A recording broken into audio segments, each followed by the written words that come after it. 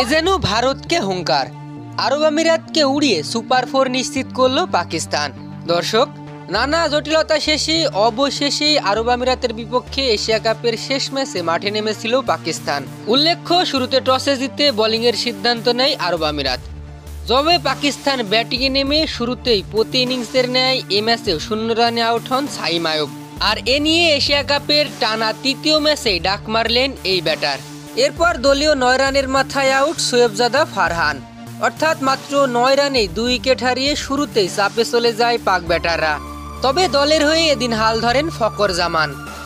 Out হওয়ার আগে খেলেন 36 বলে 50 রানের এক বিধ্বংসী ইনিংস। তবে এই ব্যাটার আউট হলে এরপরই শুরু হয় পাক ব্যাটারদের আসা যাওয়ার মিছিল। নিয়মিত বিরতিতে উইকেট হারাতে থাকে দলটি, আর সেই সাথে রান রেটও কমে আসতে থাকে। তবে শেষ দিকে শাহিন আফ্রিদি চালান ব্যাটিং তাণ্ডব। 14 বলেই খেলেন 29 রানের এক ভয়ঙ্কর ইনিংস। আর সেই সুবাদেই পাকিস্তান নির্ধারিত 20 ওভার শেষে সংগ্রহ করে 146। জবাবে আরব আমিরাত ব্যাটিংয়ে নেমে শুরুটা অবশ্য ভালোই করেছিল। তবে দলীয় 21 ও ব্যক্তিগত 12 রানে আউট হন আমিরাত ওপেনার শারাফও। এরপর দলীয় 35 রানের মাথায় আউট আরব আমিরাত ক্যাপ্টেন মোহাম্মদ ওয়াসিমও। আর এখান থেকেই শুরু হয় আরব আমিরাতের ব্যাটিং ধস। পাকিস্তানি বোলারদের দাপটে আসা যাওয়ার মিছিল শুরু হয় আমিরাত শিবিরে।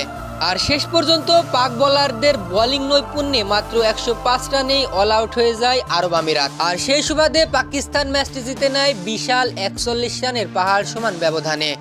আর এ জয়ের ফলে ভারতকে হুঙ্কার দিয়ে সুপার 4 নিশ্চিত করে ফেলল পাকিস্তান। সবকিছু ঠিক থাকলে দুদল যদি ফাইনালে ওঠে, আবারও দেখা যাবে ভারত পাকিস্তানের লড়াই।